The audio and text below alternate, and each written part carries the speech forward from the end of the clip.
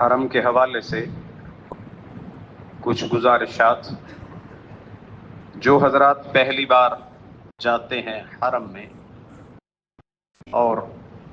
Hotel تھوڑا فاصلے پہ ہو، ان سے جو لا علمی میں کوتاہی ہوتی ہے، چونکہ اسپیکر بہت دور تک لگے ہوئے ہیں، حرم کے اندر سے آواز بہت دور تک جاتی ہے، تو دور سڑکوں ہی پہ مصلے بچھا کے لوگ جماعت کے ساتھ نماز پڑھ رہے ہوتے ہیں۔ جو حرم میں نماز ہو رہی ہوتی، نماز نہیں ہوتی، صرف آواز پہنچنے سے نماز نہیں ہوتی، بلکہ اتصال صفوف یعنی صفوں کا ملا ہوا ہونا۔ اگر صفیں ملتے ملتے ملتے دور تک پہنچ گئی ہیں پھر تو ٹھیک ہے، لیکن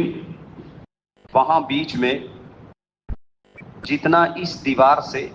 وہ مین گیٹ تک فاصلہ ہے، اس سے بھی زیادہ بیچ میں فاصلہ ہوتا ہے اور اس سے پیچھے بھی صفیں بنائی ہوتی، اس طرح نماز نہیں ہوتی۔ ہاں اگر حرم کے اندر ہی ہو تو اور مسئلہ ہے، لیکن حرم کی حدود سے بھی باہر، اپنی اپنی دکانوں کے سامنے، اپنے ہوٹلوں کے سامنے، حتیٰ کہ میں نے خود اپنی آنکھوں سے دیکھا، حرم سے تقریباً 1 کلومیٹر کے فاصلے پر حرم سے آواز آ رہی نماز کی، جماعت کی،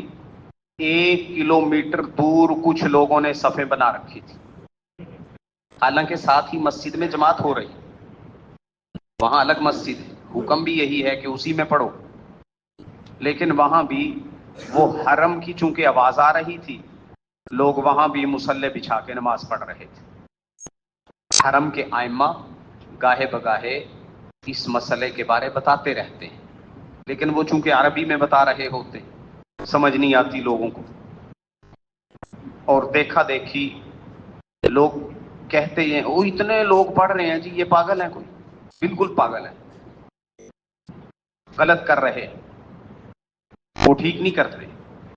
اگر اتنے لوگ کھڑے ہیں سارے غلط کر رہے ہیں تو غلط غلط ہی ہے، اتنے زیادہ لوگوں کے کھڑے ہو جانے کی وجہ سے وہ مسئلہ اسی طرح رہے گا، مسئلہ نہیں تبدیل ہوگا۔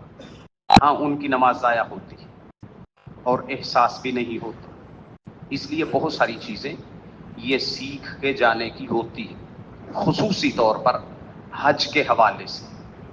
کیونکہ اگر کسی کو بار بار موقع ملے حج ادا کرنے کا، فرض حج وہ صرف پہلی بار کا ہے، وہ فرض حج ہے، بعد والے حج تو نوافل ہیں، اگر فرض ہی خراب کر دیے تو بعد والے تو نوافل ہیں۔ اور عمرہ بھی، پہلا عمرہ، اس کی جتنی تاکید ہے عمرے کی، اگرچہ اس کو سنت قرار دیا جاتا ہے، لیکن بہت سارے ائمہ اس بات کے قائل ہیں کہ پہلا عمرہ یہ تقریباً واجب کے قریب ہوتا ہے، اس لیے اس حوالے سے بہت ساری چیزیں سیکھ کے جانا چاہیے، تاکہ اتنا پیسہ خرچ کرنے کے باوجود وہاں جا کے پھر اپنی نمازیں نہ برباد کر بیٹھیں، وہاں کہیں حرم کی، حدود حرم کی یا نمازیوں کی نماز کی بے حرمتی نہ کر بیٹھیں۔ سجدے میں ہے، اس کے اوپر سے گزر رہے ہوتے ہیں، سراسر حرام ہے، حرم میں بھی حرام ہے یہ،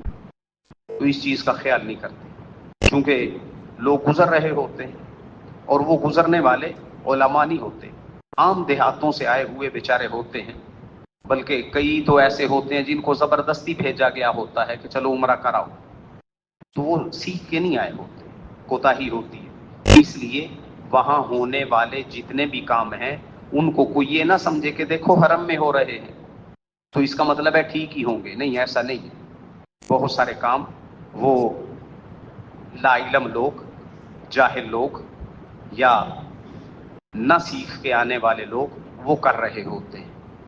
اس لیے جو بھی جائے اللہ ہر ایک کو لے کے جائے اور بار بار لے کے جائے،